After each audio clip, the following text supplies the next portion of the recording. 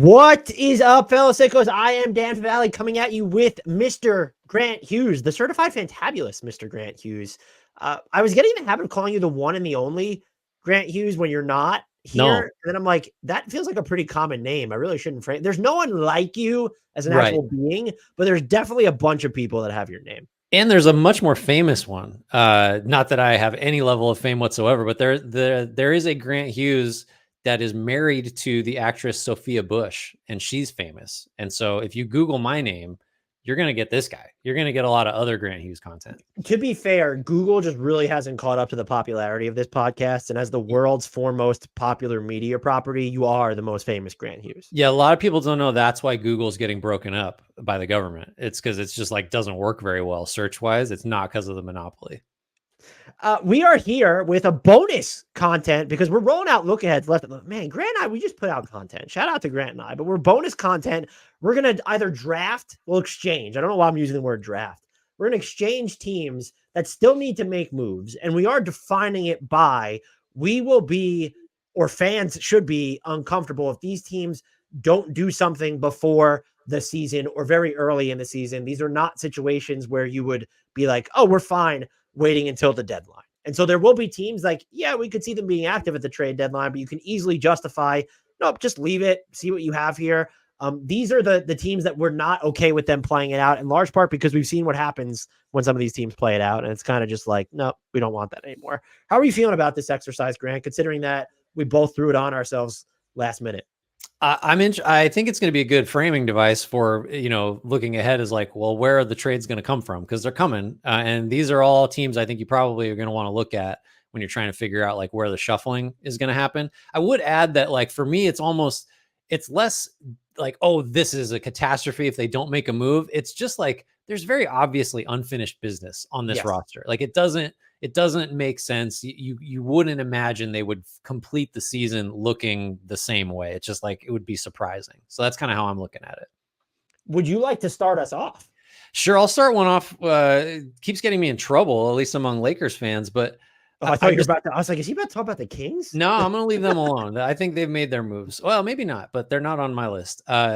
The Lakers, like I've sort of counseled, like you need to start looking at some reckless options because the safe ones aren't really there. And if you have LeBron and AD and you want to stay at least where you are, which was the plan, or maybe improve, you got to get somebody that's going to move the needle. So I'm not like, is that Zach LaVine? I don't know. The price is pretty low right now. You might get a first rounder with him. So it doesn't need to be him necessarily. But I don't think you're going to get him any cheaper. But the Lakers just feel unfinished because they really, other than Dalton Connect, not a lot of additions this offseason. And so they're just banking on some of the ones they made last year being healthier. Kind of feels unfinished, undone to me. I would agree with you. And I have seen the logic that you kind of laid out just now of, well, Gabe Vincent will play in more than 5 games and Jared Vanderbilt will be healthier. And look, they got Dalton Connect, who's an upgrade over Taurean Prince. I will say the last part first, you don't just get to assume that an incoming rookie is going to be better than an NBA veteran who is going to be in a rotation with the Milwaukee Bucks in all likelihood. So I find that logic to be incredibly flawed. And the other thing is just LeBron James and Anthony Davis, since I think a lot of listeners prefer games played. I use possessions all the time. They appeared in 66 games together, Grant, last year.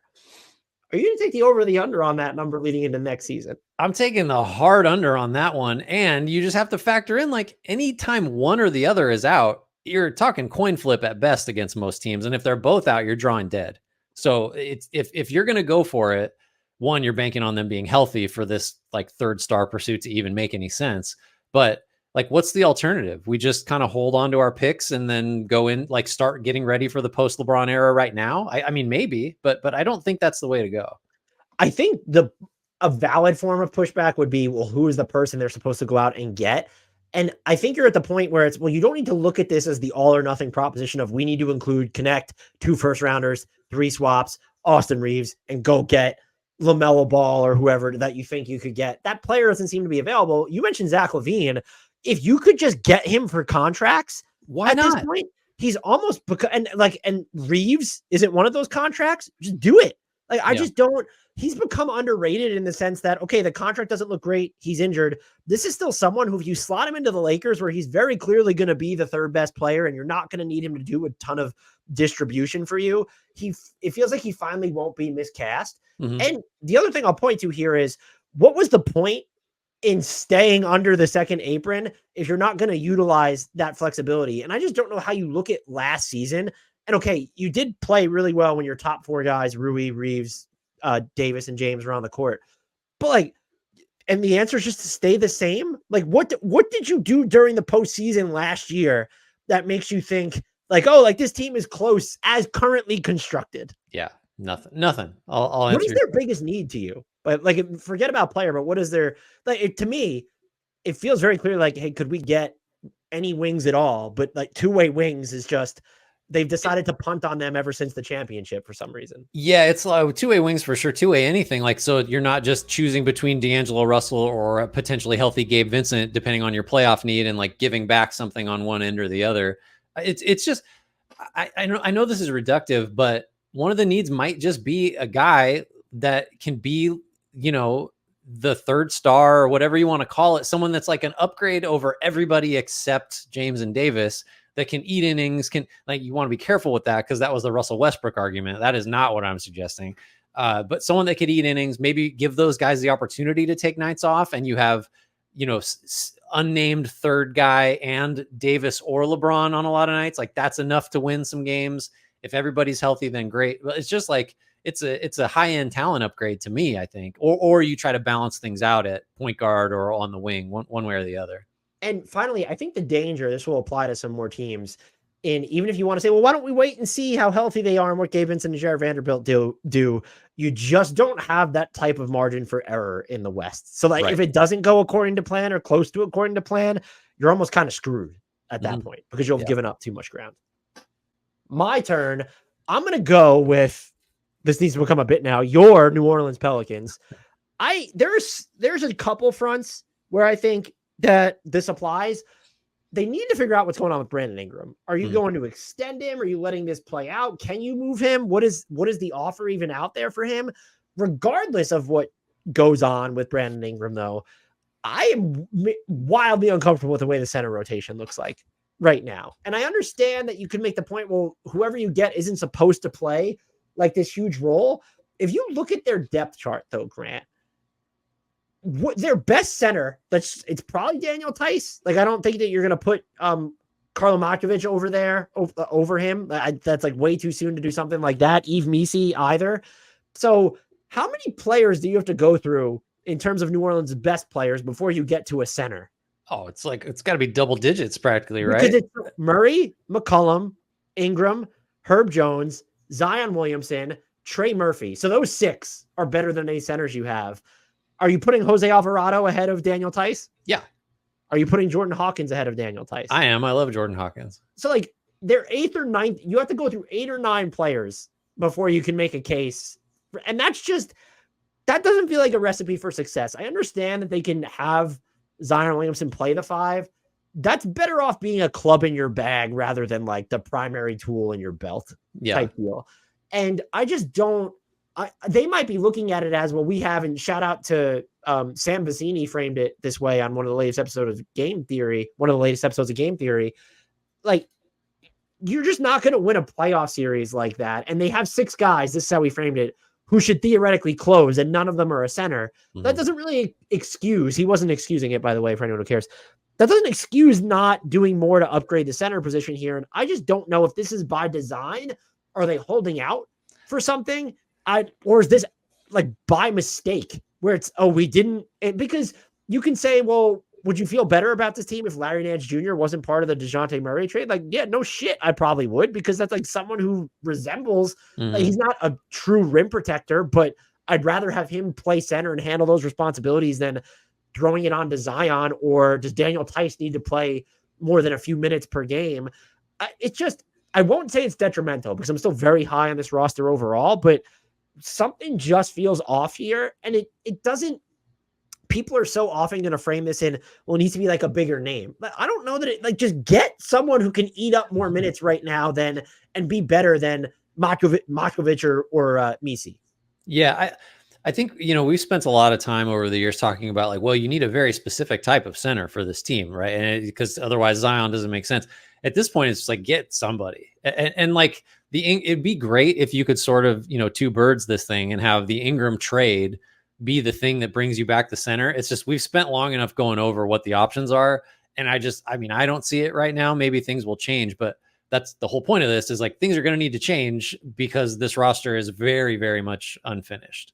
And they do have challenges, one of them being that they're not going to be a team that's willing to pay the tax. And they've also just, because you gave up Dyson Daniels and Larry Nance Jr., like you've used all of your mid-end salary cards. And so if you are going to get a center, unless you're just kind of saying, all right, well, we're going to move Jordan Hawkins as part of that, and he's making $4.5 million, and that's able to bring back someone, you're trading either someone who's super expensive and or a core part of your team. And so ideally, maybe it's like, oh, if we could just move CJ McCollum for 2 players, but it's not going to work like that. And so they're oddly built to not make the smallest of, or like a medium move. It has to be either big or super small there. But I just think that they need to do something before the season starts. Yeah, I'd agree with that. Well, let's go. The Pelicans are kind of fringy contenders, or at least up there. I'm going to go to Portland here. And it's just the basics of, you just drafted Scoot Henderson 3rd last year. Shaden Sharp was in the high lottery the year before. But there's just all these veterans on the team, some of whom are highly paid. Jeremy Grant, although we're fine with that contract, but you've got DeAndre Ayton, you've got Robert Williams III. Like, who else am I for? Anthony Simons, I think, probably falls in that bucket of guys that are like, you kind of seem more like a trade chip than someone that a reasonable executive would say, this is someone that's going to grow with Scoot and Shaden Sharp, over the next half decade. Like, you put Toumani Camara in that group, I guess, as the young pieces group that makes sense here. But it's just kind of a disconnect. And like, I think to the Blazers credit, also, you just added Denny Avdia, which, like, we like him, but he's kind of in the middle a little bit. Maybe he's young enough to be a core piece. There's just kind of a weird mishmash of different like experience levels, I guess. And it feels like there's at least a couple layers that kind of need to get peeled off of this roster before you really get down to what it should be, which is just like, we are starting all the way over. And that's not what this roster is at the moment. No. And I just think the center one bothers me the most, where it's, if I see Donovan Clingan losing minutes to DeAndre Ayton, I'm going to be just absolutely frustrated. And it's just like, clear the decks here. And you also might want to kind of make the decision of, okay, I know Anthony Simons is super young, but he has 2 years left on his deal. And we have Shaden Sharp and Scoot Henderson here. We've now added more perimeter players to the mix. When you look at, Chris Murray from last year, they just traded for Denny Avdia. What is the theory now of Matisse Thybulle since Denny Avdia is there? It just feels like they just need to clear. And by the way, when you look at the landscape of the West, like, they shouldn't be trying to accumulate wins right now either. And so if they are going to play everybody, and if it's not like a mandate where, I think if you look at this roster, there are probably some people that would argue that not even Scoot Henderson is guaranteed to start. And so I'm just going to say that Scoot Henderson will start, because I think that he absolutely should be. But like, everybody, like Shaden Sharp, Clingan, like, those are all guys that you should be trying to get. Like, yeah, it's not who starts, it's how many minutes they play, but how are you supposed to juggle all this? So you might not be getting as much run for the youngsters as you would need. Like, you're the ones that you're really married to long-term. And then, by the way, you also just might wind up stumbling into too many wins. And that could technically hurt your lottery odds when we're looking at, well, there are some teams in the Eastern Conference, they're not going to give a fuck to open the year. And so you're not going to make up that ground. Maybe they're guaranteed to finish with a bottom 4 record anyway. So are we overthinking it? But as of right now, there's a chance that this team, if they made no moves, Grant, like, they could be better than a bottom 4 team. And like, doesn't it feel like they're kind of like, they could be a sneaky good defensive team when you look at this personnel? And I'm not advocating against that, but it's just like, there's just so much here. And I understand you're in talent accumulation mode, but is it are we going to make sure that the right talent has the right opportunities? And I feel like at least 1 or 2 trades would help clean up that vision quite a bit. 100%. Like, you don't want to, I kind of being, hyperbolic in saying like, you got to get rid of everybody that's over 22 or whatever. It's not quite that. You do want to keep around like 1 or 2 of those guys if they're the right guys. But it's just because, partly because like, maybe you'd like to see what Scoot looks like if you have a veteran X, like roll man or movement shoot, whatever it is. You can get that information, I think, without having like 6 or 7 guys that belong in like mid-tier teams or even like upper echelon teams rotations. Like that's just the other thing too is I do think that rebalancing it's not really a rebalance. I still think this roster needs shooting if they want to try and optimize what Scoot does best, because I think you look at so Anthony Simons, we know, good shooter. That's fine. Shaedon Sharp hit 39+% of his catch and shoot threes last year. He only took like 2 a game. Yeah. And it's kind of the same thing. Like Jeremy Grant, like a good shooter, is he a great shooter? And you can probably throw him in. Okay, he counts as a floor spacer there. But Denny Avdia, he hit his threes last year, but he's not taking a ton of them. So unless you believe that some of these guys are really going to be able to take on more outside volume, it does feel like one of the bigger additives for them would be like, if we could just get some more caps lock shooters in here, that's going to open up room for Scoot to get into the lane and do what Scoot does best in theory. That would go a long way as well. And you know that's not going to happen at the center position unless you're playing Duop Reith, who, by the way, I guess profiles as the 4th big on this team, but he's probably like better than that, especially given the stretch that he provides. And so if I had to pick one area where they just need to shrink down the rotation, it's you got to move.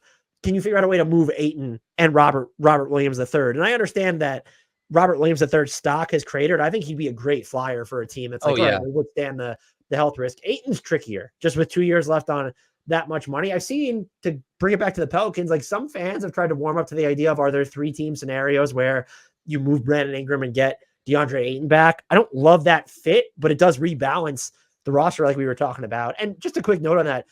I think if you polled Pelicans fans right now, a majority of them would do Brandon Ingram for just Walker Kessler and John Collins straight up. And that's like the point at which the Brandon Ingram discourse has reached, because his value has been so confounding. Mm-hmm. Oh, it's my turn now. I'm going to go with the Jazz, just because if you're going to ensure that you're going to be bad enough, I know the whole theory here is, well, we're just going to play Larry Markkinen, all the kids, and we'll be bad enough. Look how good the Western Conference is.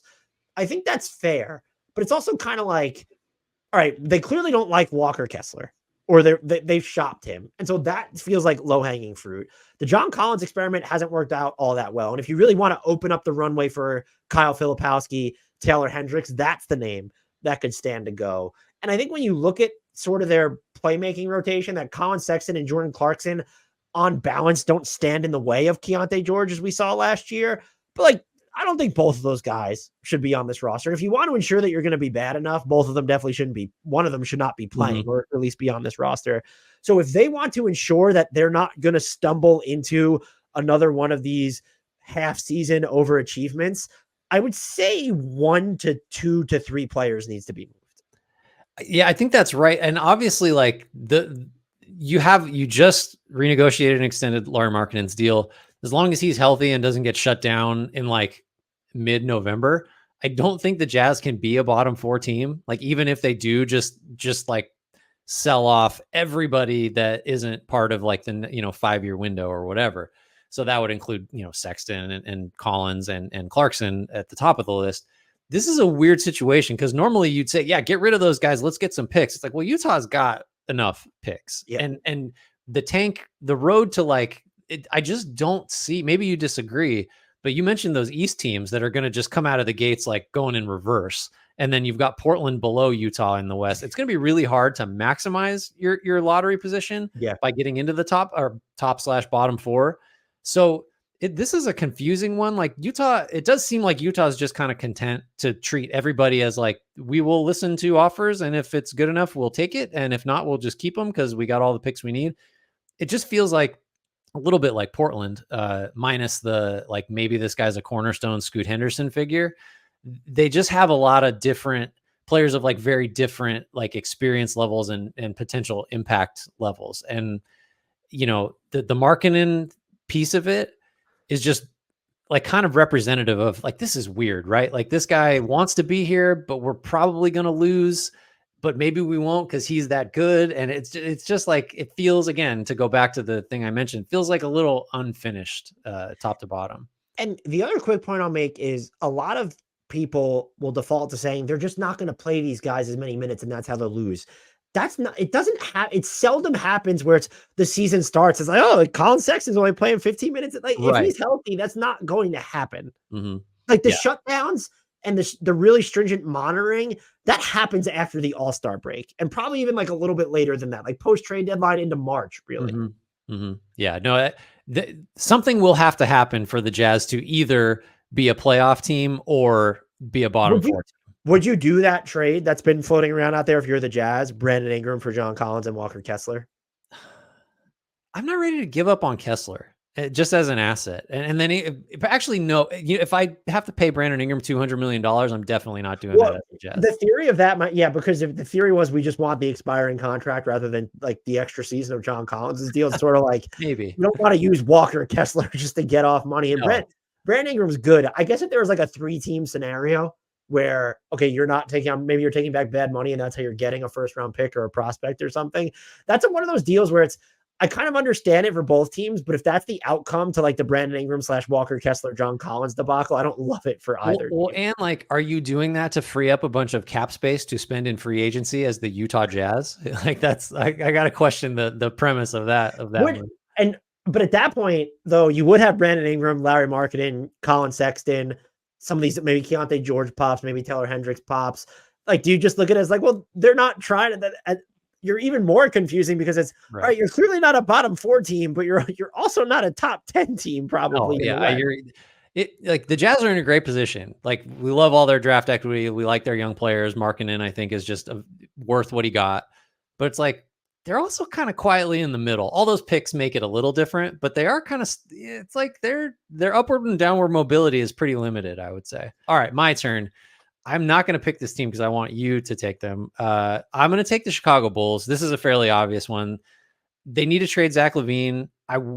From their perspective, I would not counsel doing that while you potentially have to give up assets to move him. I think if he's reasonably healthy and actually plays like uninterrupted to start, the first few weeks of the season, that his value's got to go up. I don't think 3 years and 138 is like, oh my God, we can't have that on the books. So move him, but maybe not like right now when he's never going to be less valuable. Vucevic doesn't make sense on this team. You could even make the case that, like, we've said this previously, Kobe White and Ayo Dosunmu are on phenomenal deals, but it's kind of like, can't extend them. They're not going to help you tank. They're not going to help you make the playoffs. So like, what's happening? Not saying you should trade them. And then there's the Giddey piece, which is, so is he a cornerstone now? Is that what we're thinking? I'm sorry. Aside, you watched Kobe White last year and like your idea is like, well, let's get someone who ensures he's going to have the ball less. Right. Let's take it out of his hands. What's the point? I mean, yeah. So I guess he did play with DeMar DeRozan, but like, well, that was also Zach LaVine wasn't really in the lineup for much of last year. So now you probably are good because you're not going to help his trade value by not playing Zach LaVine. Well, I mean, it's just DeRozan has to command like maximum defensive attention. That's going to help Kobe White a little bit. Josh Giddey is kind of like ignored a lot of the time and is not obviously not as threatening on the ball, even though he has to have the ball to have a lot of value.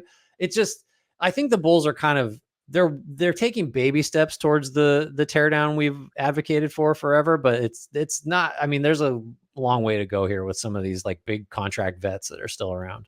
Would you, if you could just get shorter contracts back, like the Lakers trade we kind of outlined, where it's like, okay, like they're giving you Rui and they'll throw in D'Lo's expiring and they'll get if Gabe Vincent's in there, he's expiring.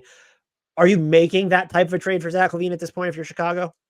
If I don't have to give up a pick to get off of that contract, so I think that's kind of your standard now. Yeah, I think so. Because one, I think if Zach LaVine like plays pretty well, he might keep you like in the 30s win range, right? You're not getting to the 50s, obviously, or even the mid 40s, but just to clean things up, it's so much easier to trade those smaller deals if you need to.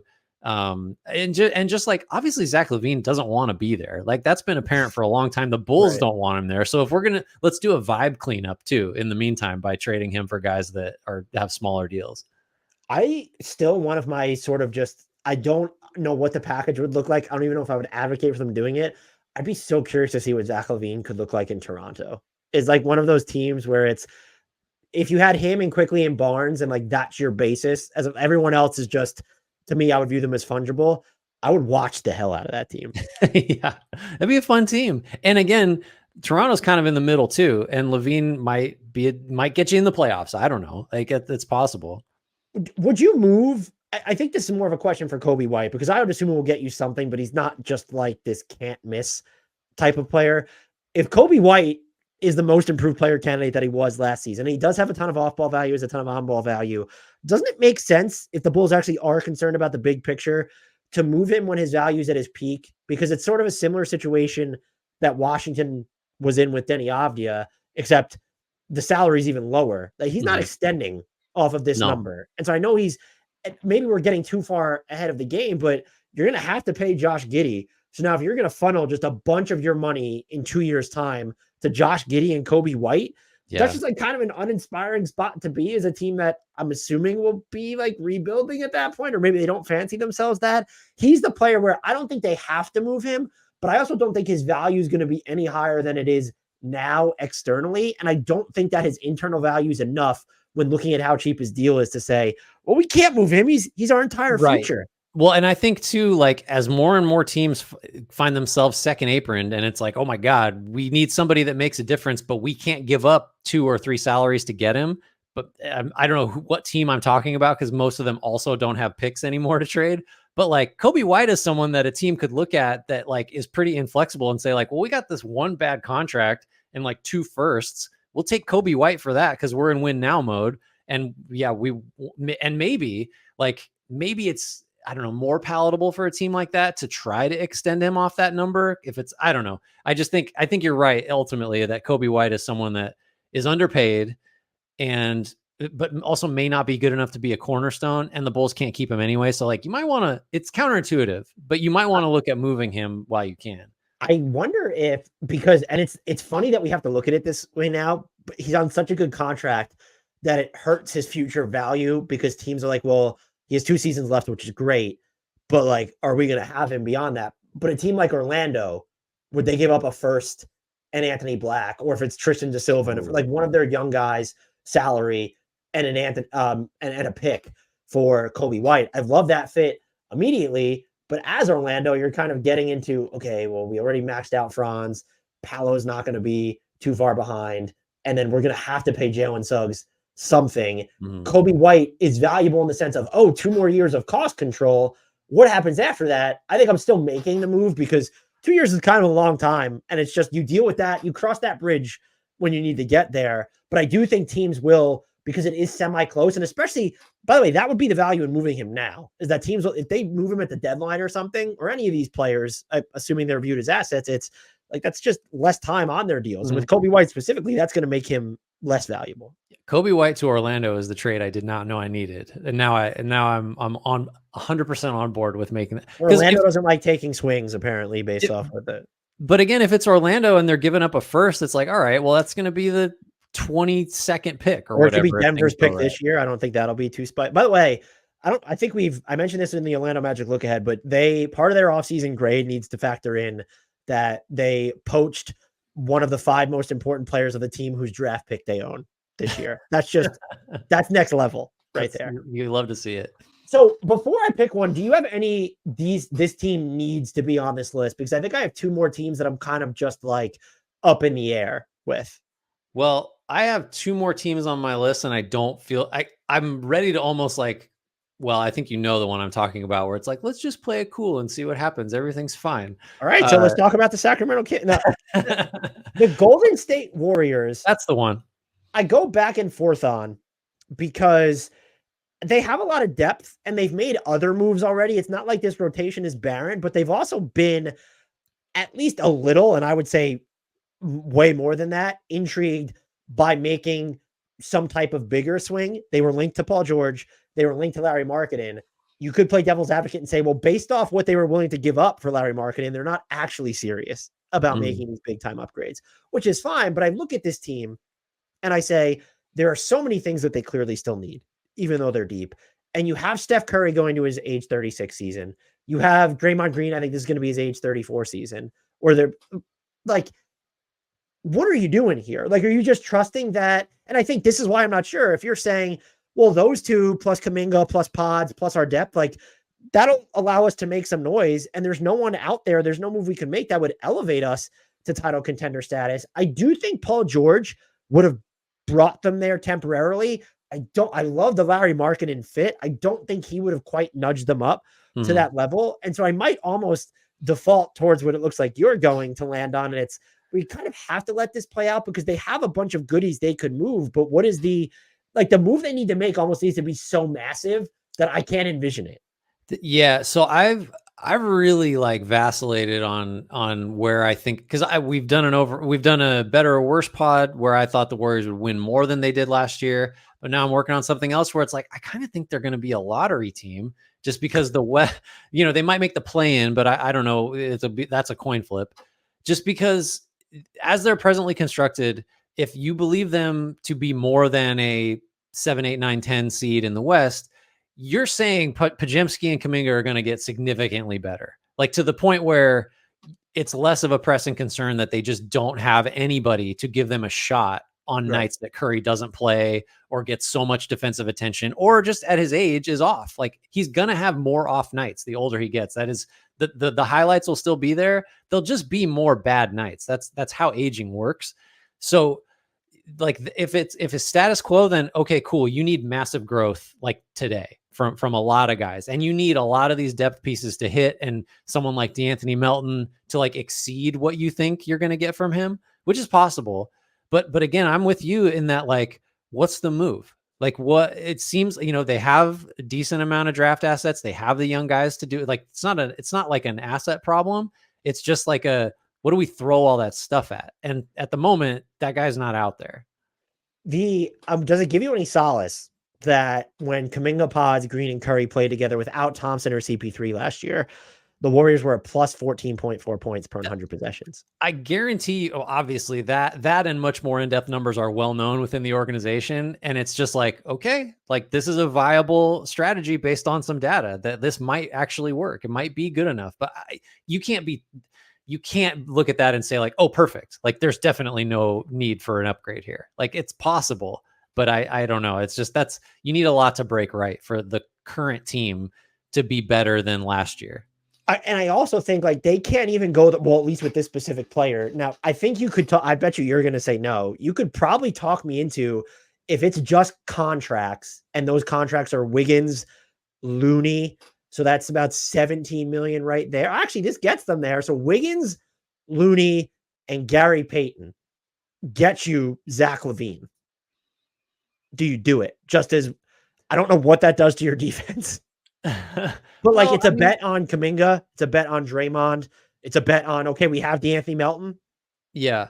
No, if I'm going to make the argument that the Lakers should do that for guys who's like, I don't know, are any of the guys we mentioned for the Lakers, like certainly not Reeves, we tried to keep him out, but like your Vanderbilts and Vincents and Rui's, like, are those guys' contracts viewed as worse than Wiggins? Like, couldn't you make the case that like the Warriors should actually want to get off that Wiggins money, even though it's not huge? It's just, you never know what you're going to get from that guy. I think if I'm going to be consistent, the Warriors probably should do that. But then the question is like, was that enough? I guess if you still got your draft assets to trade later. I'm saying you don't give up Pods. Maybe it even takes Moody because they clearly hate him for some reason. I don't know what he did, but I probably would at right now, and I don't think Chicago would do it. I would probably just draw the line at it. But if you told me they had to give up Moody, as far that you could talk me into it. But if it's just the contracts, I'm doing it. I think you probably should. And by the way, the worst thing that happens is you're just way worse than expected, and your own draft picks are more valuable. There you go. Well, and like if LaVine has a remotely healthy season, you're going to be able, and then he has 2 years left on his deal. You're going to find somebody to take him and probably give you back. Like you're not going to give up more stuff to get off that contract. I don't think that's like, I guess as a passer, he only does the basic stuff and it feels like a last resort with him a lot of the time. But like, that's someone who I go back and forth because it's like part of the appeal of Steph Curry is having him off the ball while someone else has it. And so does Zach LaVine really fit that motif? But like you could have Zach LaVine and Curry off the ball while Draymond's on the ball. That'd be fun. LaVine's not going to do any more damage on either end than Thompson did last year. And Thompson played a ton. Like, I mean, that's just where we are at this point. Yeah, it's a weird situation because you, in to a greater degree than some of the other teams we've talked about, there is like a pretty decent argument for like just it feels like there's a move to make, but like kind of hold off a little bit, even though the Curry of it all and like this thing could end tomorrow, you owe it to him stuff is like, obviously really persuasive.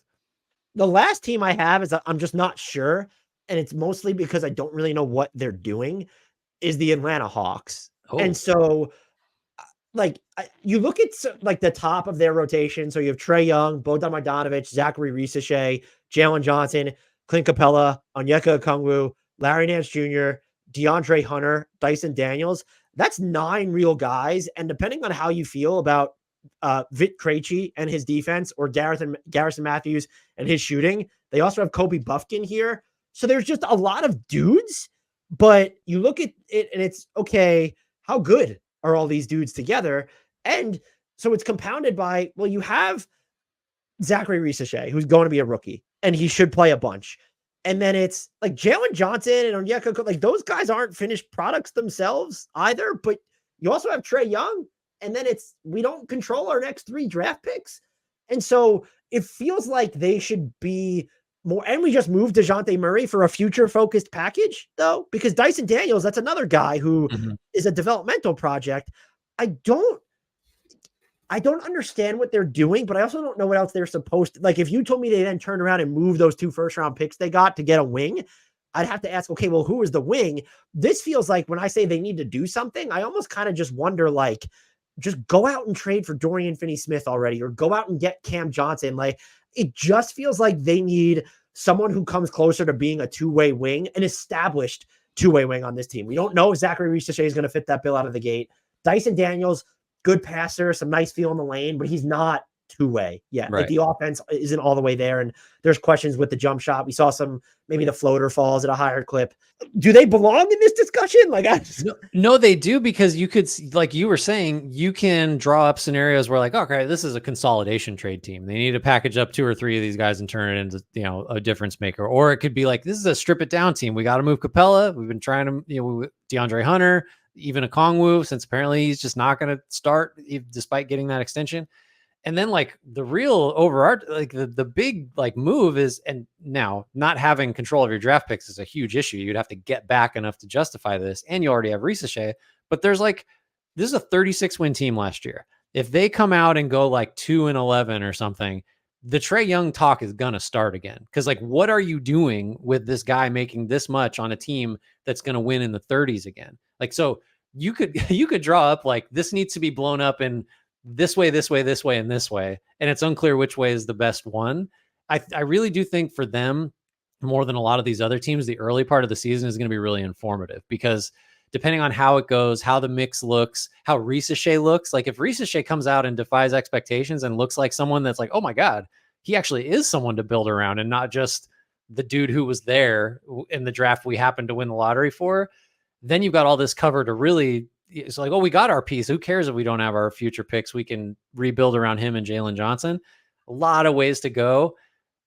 This current roster is like, there's no way the Hawks get to the trade deadline, pass it, and look like this. Like, whatever shape it takes, there's no way. There's also just, I think I don't know if it hurts them. It depends on what they're doing, but we mentioned, okay, the Trae Young noise might start again, but what is the benefit to moving him when you don't control your own draft picks? And also then the optics of, what if he just, as an example, because it's so fresh, what if he just gets you actively less than the Nets got from Mikal Bridges?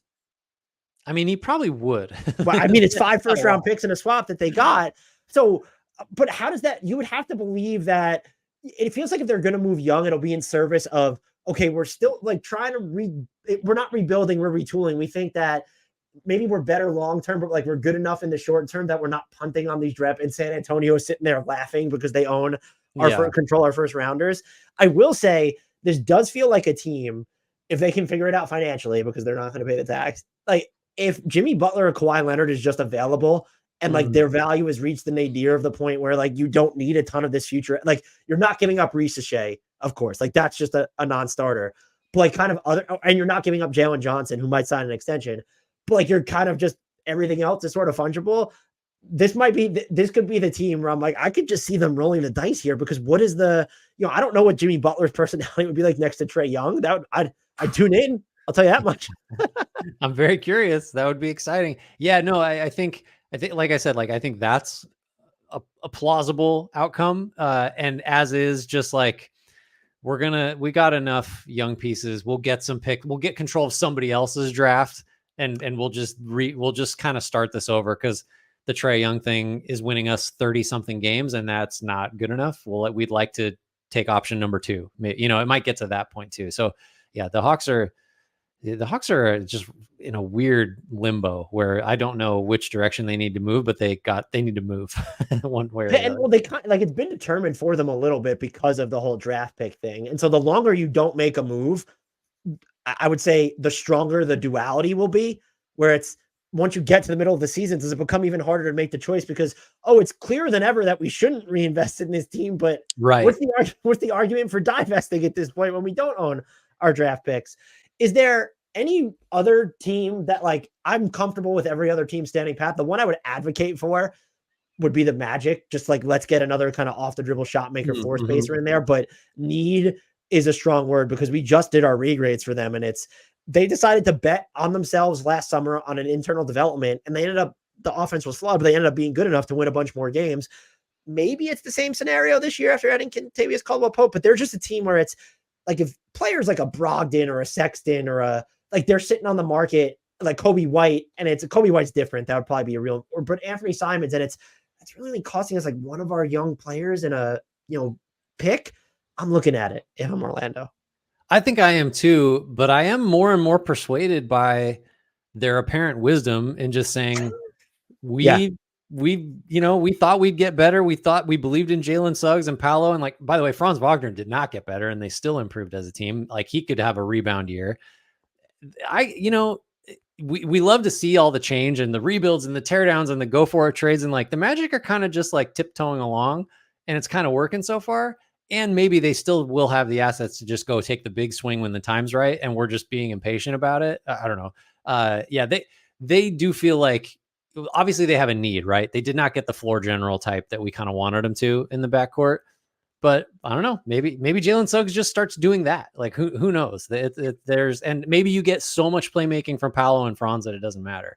I don't really have any other teams. We could talk about Miami, but that's more just like we have a rough idea of what the Heat are going to be, and they're only built to make like a huge swing, and like that guy's not out there to justify that. They might. Well, getting to the money would be tough. Now that I'm thinking about it, and also but like they'd be a Kawhi Leonard team if he just becomes available. Oh my God.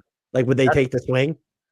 And does he move as far from the Southern California? Yeah, does he retire? He'd be the only person that gets traded to Miami. No, I'm retiring. I don't want to be in Miami. Like, great place to retire, by the way. That a lot of people do that. So, I guess they just kind of need to see like how much better does Jaime Jaquez get? What does Khalil Ware end up helping us out a bunch? Is Hero and Butler able to stay healthier? Because they're still the bones of a good team, but I have them closer to the Hawks than I do like a team that I'm like in Orlando. If you're asking me about the trajectories, I'm more confused and down on Miami than I'm like, oh, this uncertainty is really optionality, which is what the Magic have. Right. Yeah. Very, very different. But then we'll just check back on this in a few months, and the Heat will have like beaten the number 1 seed in the first round or something like that.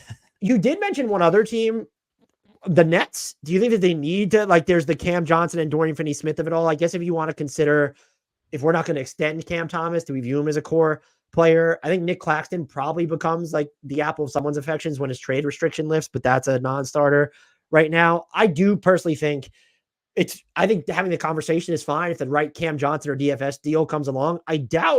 My guess would be I doubt Dorian Finney-Smith improves his trade value.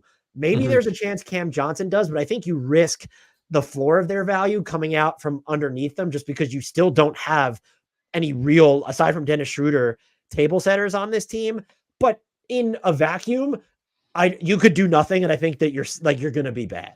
I think that's right, and I think too that when it comes to Finney-Smith or Cam Johnson, you're right. Their value is not going to change, and this is why waiting doesn't really matter, because one, who cares? You're not trying to win games this year. You got control of your picks back for the next 2 first rounds.